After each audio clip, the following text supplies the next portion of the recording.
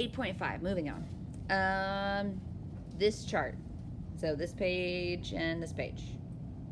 Kind of got to know it. Sorry. I know it's a lot of information. These drawings should help you a lot because they show in a simple version what happens in each. So if you're a visual person, you might want to put the drawings in your book.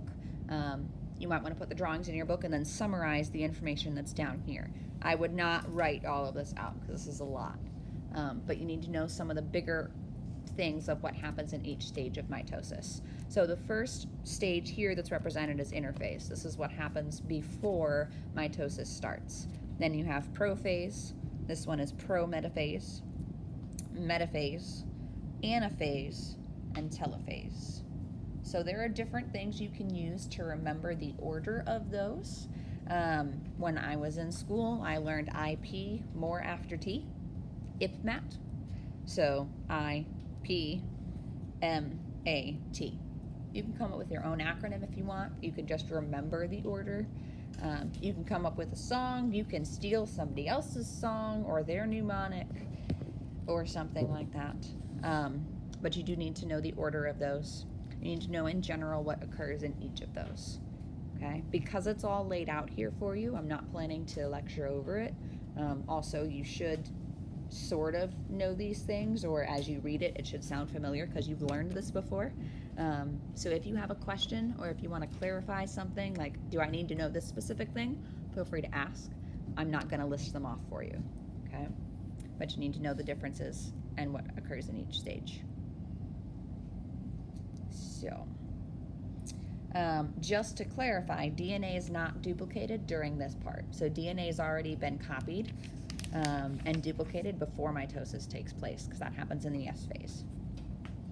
Okay, so in the cell cycle, there's G1 and then the S phase, G2, and then mitosis is the start of the M phase. Cytokinesis happens at the end of that. So this is where the cells actually finalize breaking apart into two cells, and it occurs differently in plant versus animal cells. So if you're looking at a plant cell from the outside, how can you tell the difference between a plant and an animal cell? Okay, the shape will be different. So what's the shape of a plant cell? Look, it's a rectangle, see? And the shape of an animal cell is usually circular, okay? So animal cells don't have the cell wall. So when they divide, they literally pinch in the middle and then they're separate. So that pinch is called a cleavage furrow, okay? And then when that forms, that looks like this. So the cleavage furrow forms, it pinches and pinches and gets smaller and smaller, and then you have two daughter cells. Voila! It's a baby. Congratulations. Okay? In a plant cell, because you have that cell wall and it can't pinch because it's very firm and it's got a really solid structure, the cell actually builds a wall in between the two new cells. So it does that by taking vesicles and putting those and lining them up in the middle of the cell.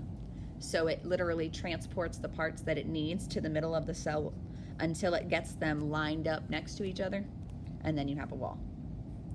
So that's the difference in cytokinesis between plant and animal cells. You should be able to describe the difference, and if you were told something about the process of a cell in cytokinesis based on the information you're given, you should be able to tell if it's a plant or an animal cell. Okay, so if it's using vesicles to build the cell wall, that would be a plant. If it's using a cleavage furrow to divide, that would be an animal cell. Okay, that's the kind of differences you need to know. Here we go. We have like 3 more pages after this one, okay? So this one is about environmental factors and how that affects the rate that cells can divide at. There's 2 different types of factors. There are physical factors and then chemical factors. So some examples of physical factors are anchorage dependence and density dependent inhibition. And these are all examples of things that help affect whether or not a cell can divide or not. So most cells are only going to divide if they're anchored to something. So if they're attached to a material that they're supposed to be attached to. So for example, your cheek cells should only grow on your cheek and not on your teeth, because they should be attached to the tissue underneath your cheek. And if they break off, which they do, they're not going to grow on your teeth because that's not the right structure for them to grow on. So if they're not attached to the right thing, they won't be able to grow, hypothetically. Okay, that's anchorage dependence. Density dependent inhibition, this means that if a cell gets crowded, it stops growing or it stops dividing.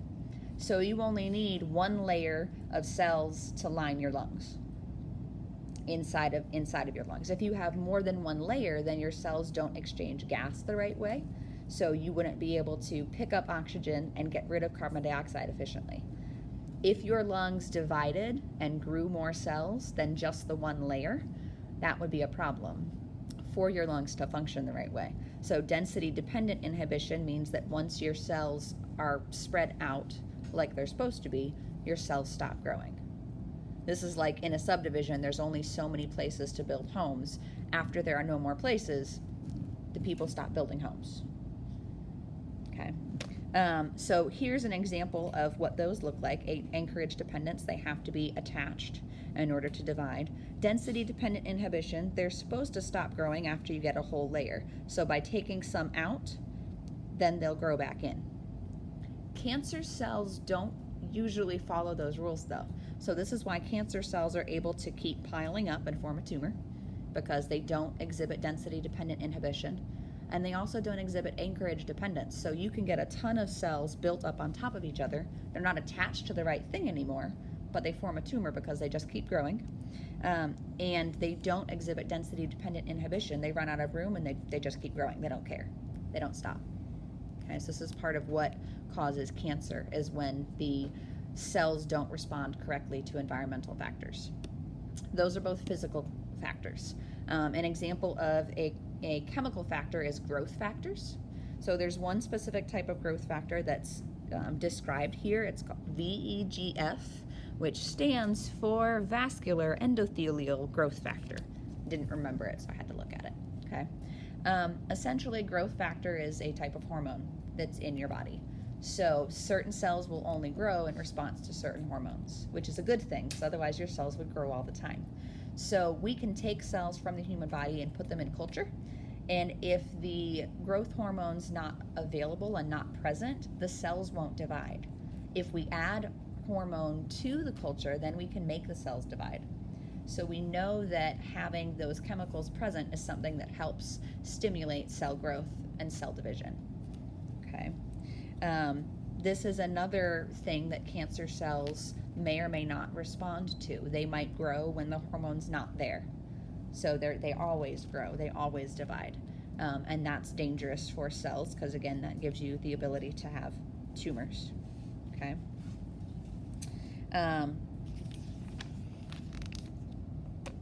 We talked about the cell cycle. So remember, there's G1, S, G2, and M. There are checkpoints during that cycle that stop the cell from dividing. So there are 3 different checkpoints. There's a checkpoint in G1.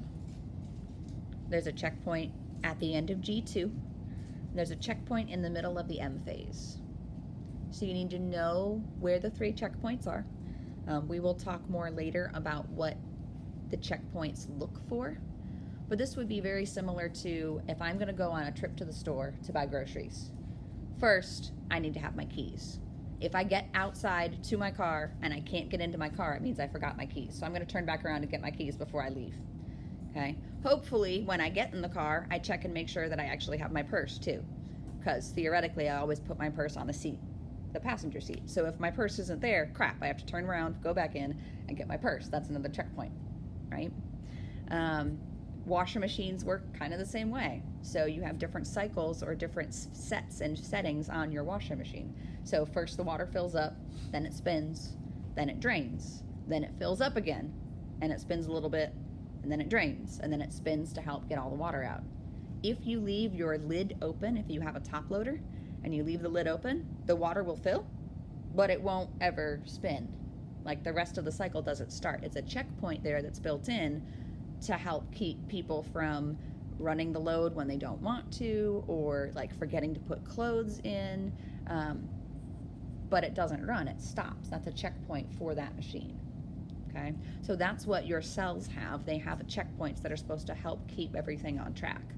If the checkpoints don't operate correctly, then you get probably some type of cancer or some other sort of disorder or syndrome. So as an example, because I said I'd mention this, the checkpoint here, this M phase checkpoint, the cell checks to make sure that the sister chromatids have separated correctly into the two new cells.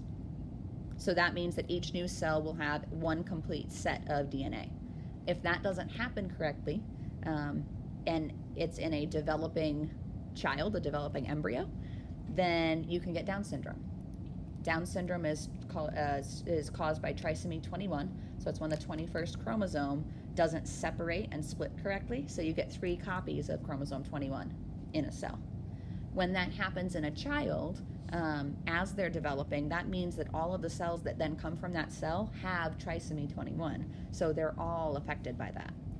So different severities of Down syndrome can result on when that error took place. Usually the more severe it is, the more cells have a duplicate copy.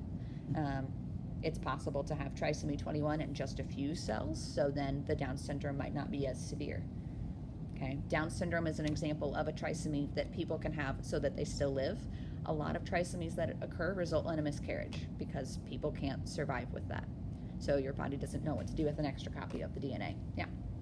Could you introduce a chemical to make it work correctly? To make it work correctly? So it doesn't function the right way because the cells don't know how to operate with an extra copy of the chromosome. I think the only way to fix that would be to try to remove all of the cells that have an extra copy, and that may or may not be possible. Most of the time it's not possible. So if you did it early on, it'd be easier? If you did it early on, like while the embryo is still in the womb, you would have to do it so early that at this point we can't correctly test for it with genetic testing. So for example, I was pregnant during the school year, most of the school year last year, so I got to talk about pregnancy a lot during class. So we had the opportunity to pay for genetic testing if we wanted to see if Anna was going to have Down syndrome, and there were a couple of other things, but it's not 100% accurate. The test is only about 80% accurate, and that was at 4 months into the pregnancy. So if we don't even know if the test is accurate, at this point we can't plan to do surgery or anything like that. Yeah. So maybe eventually, just not yet. G0, almost forgot to mention that. G0 is a phase that we haven't talked about. It's not drawn on here anywhere. If we were going to put G0 in, oh, here we go. It is right here. It's right here. So kind of like after G1, before the cell goes into S. So a cell that is as large as it's supposed to be, and that should not be dividing, is in the G0 phase. So that just means it's maintaining homeostasis, it's living its life, it's doing its thing, but it's not time for it to divide yet. So it's just going to kind of hang out. A lot of the cells in your body are in G0 because there's no reason for them to divide. So your liver cells, your kidney cells, your brain cells, those are all in G0, unless it becomes necessary for them to divide, and then they would move past the G1 checkpoint and duplicate the DNA and then go into mitosis. Okay? So cancer. We're talking about cancer. This is like the last 3 minutes. Okay? So hang in. You can do it. You should know these different terms.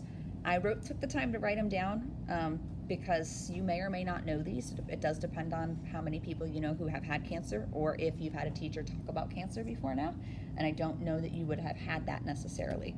So a tumor in general is just a mass of cells that grow when they're not supposed to grow. So that usually means they look different from the tissue that they're in, and they tend to stick together. That's why when people talk about a tumor, they can talk about how big it is, if it's the size of a ping pong ball or a baseball or a grapefruit. Okay. A benign tumor is a group of cells that stays in one place, so it doesn't move. If you have a malignant tumor, it means that those cells are likely to break off and then start growing somewhere else in your body. That's more dangerous than a benign tumor. People can have benign tumors and live with them for years and never have problems from them, depending on where they are. If you have a malignant tumor, though, that needs to be removed as soon as possible. And there's different ways to do that. But that moving is called metastasis. I always say it wrong. Metastasis. So we would say that a cancer has metastasized or has gone through metastasis if it moves. And this is what can make cancer more dangerous, because if it moves to other organs, it can develop into a different kind of cancer. Then you can have multiple kinds of cancer in different places in your body and different organ systems. Okay. And when we talk about cancer, we don't say that someone has cancer unless it is a malignant tumor. So you can have a benign tumor, that wouldn't be considered cancer. It's only if it's malignant and likely to move that we would then call it cancer. So HeLa cells, that's capital H and capital L. This is just a group of cells that I want you to know about because I think it's really cool. And the backstory to this is amazing. If you have a Marion library card, there is an audiobook called The Immortal Life of Henrietta Lacks. If you are looking for something to listen to or like something different, that would be an interesting book for you to listen to. It's about a lady named Henrietta Lacks. In 1951, she was diagnosed with cervical cancer.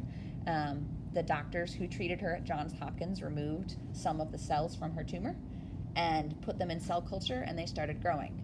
It was the first cell line established, and her cells are still alive around the world and used in research today. So they were used to help develop the polio vaccine. And what types of sterilization techniques do we need so that cells don't grow where we don't want them to grow? So any microbiology, any things like that, a lot of what we know about how cells work and how cancer works is based on her line of cells. There are some ethics involved in that, though, because they did take the sample without her permission and without her knowledge. Her family didn't know about it for years afterwards. Her family doesn't get any benefits from it. So there's ethical questions of, is that okay? Is that all right? Is that allowed?